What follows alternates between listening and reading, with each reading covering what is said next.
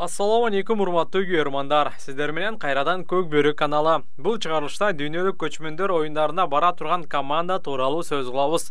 Улут курамага кимдер кирди, кимдер кириши керек? Жана достуктун жаңы жылдызы халк деген каймына атка ээ болгон Бексултан Улакчынын максаты тууралуу айтып беребиз. 17 майда Көк Бөрү Федерациясынын башкармалыгынын кезектеги жыйыны болуп, катышуучулар 9 май жеңиш күнүнө арналган республикалык турнирдин жыйынтыгын чыгарышты. Бул турнир азын оолак кемчиликтер коштолгону болбосо, жалпысынан жакшы деңгээлде өткөндүгү айтылды.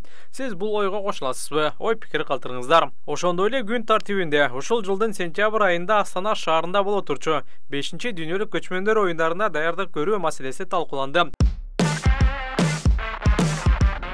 Сюрприз! Эки эсе көп интернет. Переходи на О тарифтеринде. Сенде дагы көбүрөөк мүмкүнчүлүктөр бар. Көбүрөөк баарлашуу, көбүрөөк көрүү, көбүрөөк ырахаттануу. Жазды О мобилдик оператор менен тосуп ал.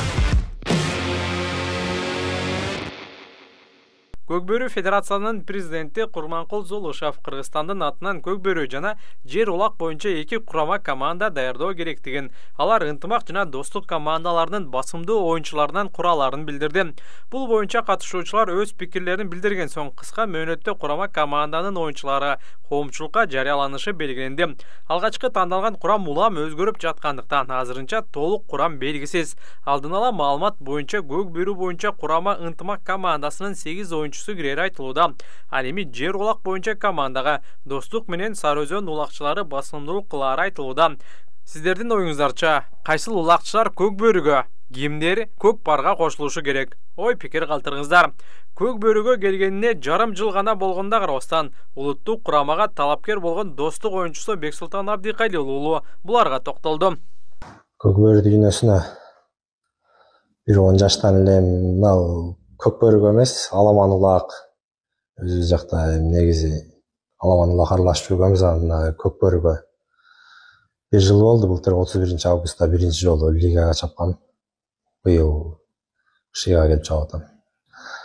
Аламан Улакта жүрүп, айылдан эле жүргөнбүз биз.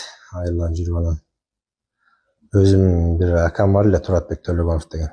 Ошол поддержка кылып, командаларга кошуп, сен өсүшүң керек деп, ошол киши аркылуу Көк Бөрүгө аралашып, ушул жерге келип атабыз. Көк Бөрүдө эми намыс үчүн ойнойсуң, бир намысты сактап калыш үчүн. Ал эми Аламан Улакта өзүң үчүн ойнойсуң ал жерде. Байге үчүн. Байге үчүн. Ал эми Көк Бөрүдө намыс үчүн келгенден кийин ойнош керек жакшы Көк Бөрүдө. Тажрыйба деле жок. Эми ага карабай тажрыйбабыз жок деп тура бербей, ошончо ош эли ишенип жөнөтүп аткандан кийин тажрыйбабыз жок болсо да намыс үчүн намысты алдырбайлы деп ошончо аракет кылып атабыз. Халк деген кайманаатың бар. Ушул кайманаат тууралуу айтып берсең?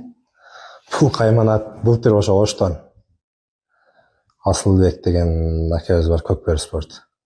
Ошол киши коюп кеттир, ошо боюнча ошондой ат болуп калып кетти.